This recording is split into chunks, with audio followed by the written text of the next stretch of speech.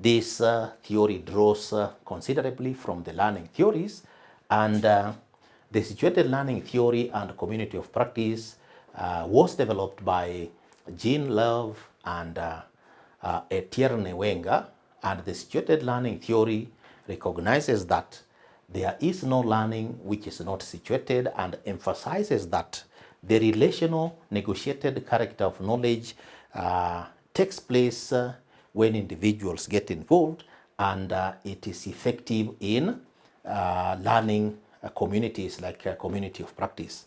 And when it comes to the elements of the situated learning theory, we have looked at the three elements, and the first one is content, which provides for the facts and processes. The second one is context, which provides situations, values, and environmental cues within which an organization operates.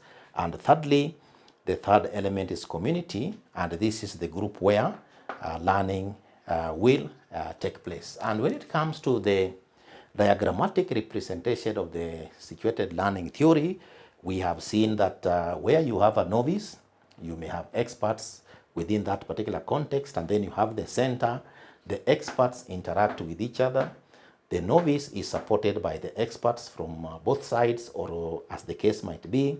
There is an interaction both ways between the expert and the novice, expert and the novice as the case may be.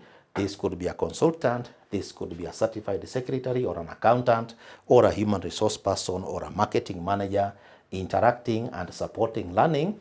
And the learner learns and moves upwards towards the level of expertise to the center. And this is done in terms of the periphery, which is the environment, and the community of practice has activities, artifacts, identities, and relationships that provide the arena where the learning takes place, and it is a continuous process within organizations. Then we have also looked at the importance of situated learning, and we have indicated that one, it may assist in the creation of opportunities for learning. Number two, situated learning theory can also bring out the importance of relationships in learning. Then number three, it emphasizes the significance of community of practice in learning. Number four, helps in explaining how knowledge may be created and used. Number five, assists in the storage of knowledge, for example, artifacts, defining, for example, what an organization stands for. Then you have manuals which could be coded and used to enhance learning and sharing of ideas. Number six, situated learning theory can be used to train and develop employees in an organization, for example, mentorship, succession planning, or management. And number seven, situated learning theory can underpin the designing of organization structure that can be appropriate for the purpose of achievement of organizational goals. So you have an assignment, dear learner, and your assignment is as a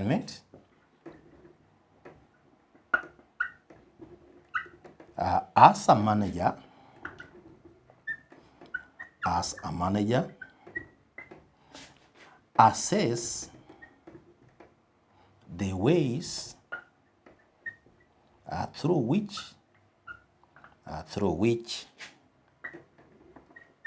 the situated learning